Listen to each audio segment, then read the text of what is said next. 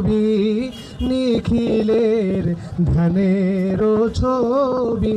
তুমি না এলে দুনিয়ায় আধারে ডুবি তো সবই। আনাবি সালাম আলাইকা ইয়া রাসূল, সালাম আলাইকা।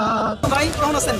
এই যে ঢাকাতে আজকে নির্বাচনী প্রচারণা শুরু করলাম, আমরা তো তরুণ এবং বাচ্চা, তো আমরা নতুন কিছু করতে পারি কিনা প্রথমত পরামর্শ দিবেন, এবং আপনারা যে পরামর্শ দিবেন ওই অনুযায়ী আমরা আমাদের নির্বাচনী ইশতেহার ঘোষণা করতে চাই। আর আপনাদের কাছে যেটা সেটা হলো এই যে এইখানে বসে ব্যবসা করতেও কাউরে না কাউরে তো পয়সাপাতি বিভিন্নভাবে আমাদের অনেকের দেওয়া লাগে, এটা যেন কারোই না দেওয়া লাগে। ঢাকা 8-এর জন্য যে নির্বাচনী বিসমিল্লাহ করলাম, আপনাদের কাছে আমরা দোয়া চাই। আপনাদের কাছে শুধু এটুকুই বলবার, আজকে থেকে আগামী এক সপ্তাহ প্রতিদিন ঢাকা আমাদের এই 8 আসনের যতগুলো ওয়ার্ড আছে আমরা প্রত্যেকটা ওয়ার্ডে যাব, আমরা নোটবুক নিয়ে যাব, বিভিন্ন মসজিদে নামাজ পড়বো এবং প্রত্যেকের কাছে আমরা যেয়ে সে কি জানতে চাই আমরা কথা শুনবো, নোট করবো, এরপরে আমরা ইশতেহার তৈরি করবো। আমরা একটা ইশতেহার তৈরি করে কারো উপরে আরোপিত করে দিতে চাই না, আমরা মানুষের কথা শুনে শুনে আজকে আমরা শাহবাগ দাঁড়ালাম, এরপরে প্রত্যেকটা জায়গায় আমরা যাবো, তারপরে আপনাদেরকে আমরা ইশতেহার জানাবো। আপাতত বলে দিচ্ছি, আপনাদের সন্তান, আপনাদের ভাই শরীফ ওসমান হাদিকে যদি আপনারা ইনশাআল্লাহ মনোনীত করে জাতীয় সংসদে পাঠান, আমি ওয়াদা করছি 1 টাকাও জনগণের 1 পয়সাও হারাম খাবো না, 1 টাকাও চাঁদাবাজি করব না এবং আমাদের কাউকে 1 পয়সাও চাঁদাবাজি করতে দিব না।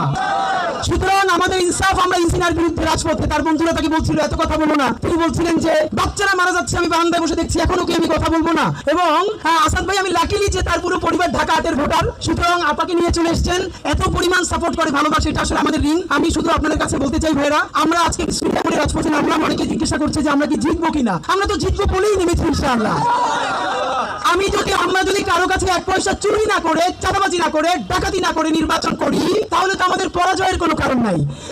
অনেকে জিজ্ঞেস করে 500 ভোট পাবে, আমি কমেন্ট রিপ্লাই দেই এত ভোট পয়সা ছাড়া, তাই তো বিজয়।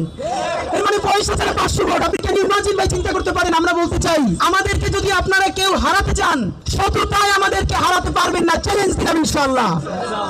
সুতরাং নতুন বাংলাদেশের চ্যালেঞ্জ হবে আমাদের সাথে যারা সততার প্রশ্নে নামতে পারবেন, ইনসাফের প্রশ্নে নামতে পারবেন। আর একটা কথা বলি, ঢাকা 8-এর মতো গুরুত্বপূর্ণ আসনে আমরা হলাম বাচ্চা ছেলে, কিন্তু আমাদেরকে শুধু বাচ্চা করে মনে করে কেউ যদি মাসের পাওয়ার দেখিয়ে, জনগণের রায়কে বিদ্যাঙ্গুলি দেখিয়ে ভোট ডাকাতি করবার চেষ্টা করেন, পয়সা দিয়ে ভোট কিনবার চেষ্টা করেন, শুধু মনে রাখবেন হাসিনার থেকে বেশি শক্তিশালী আপনারা কেউ ছিলেন না।